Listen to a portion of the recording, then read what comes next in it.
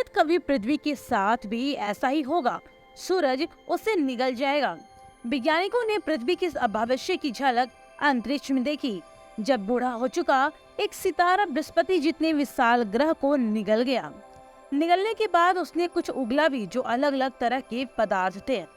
बुधवार को शोधकर्ताओं ने बताया कि सितारा रेड ज्वाइंट यानी कि लाल दानव बनने के अपने शुरुआती दौर में है।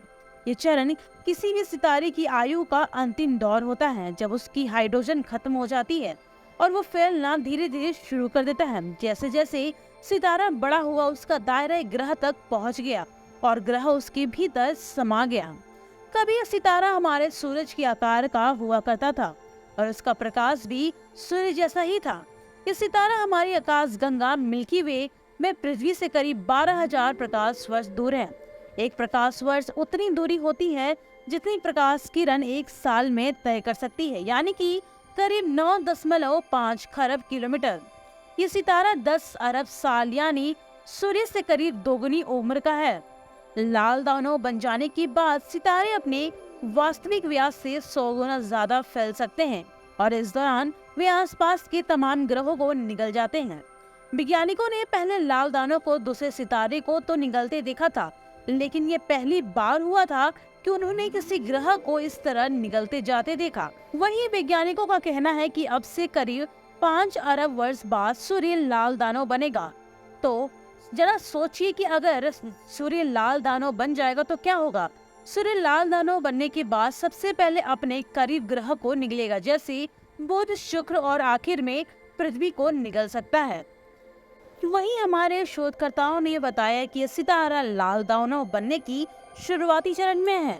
ये किसी भी सितारे की उम्र का आखिरी समय होता है। इस दौरान सितारे की कोर का ईंधन खत्म हो जाता है। ऐसे में सितारे का आकार तेजी से लगातार फैलने लगता है और साथ ही इसके पास मौजूद ग्रह उसके अंदर धीरे धीरे समा जाते हैं। इस सितारे के साथ भी कुछ ऐसा ही हुआ। इस तारे की उम्र करीब 10 अरब साल बताई जा रही है। शुरुआत में इस तारे का आकार हमारे सूर्य के समान ही था। वहीं इस घटना के बाद अब एक ग्रह की मृत्यु की पुष्टि की है। इसके साथ ही वैज्ञानिकों टीम अब इस ग्रह की मौत के बाद पृथ्वी की मौत की भी संभावनाओं पर नए सिरे से विचार करना शुरू कर दिया है। वैज्ञानिकों का कहना है कि अतीत में ऐसे संकेत मिले थे कि तारे किसी ग्रह को निगल लेते हैं, लेकिन पहली बार ऐसा हुआ कि इस वास्तविक घटना को देखा गया है।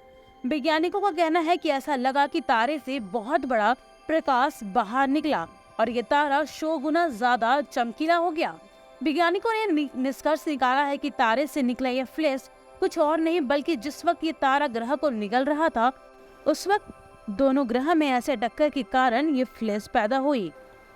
जरा सोचिए क्या होगा अगर 5 अरब साल के बाद पृथ्वी के भी नसीब में ऐसा हो, जब सूर्य फूलना शुरू कर दे और सिर्फ पृथ्वी ही नहीं, हमारे सौरमंडल के ज्यादातर ग्रह भस्म हो जाएंगे।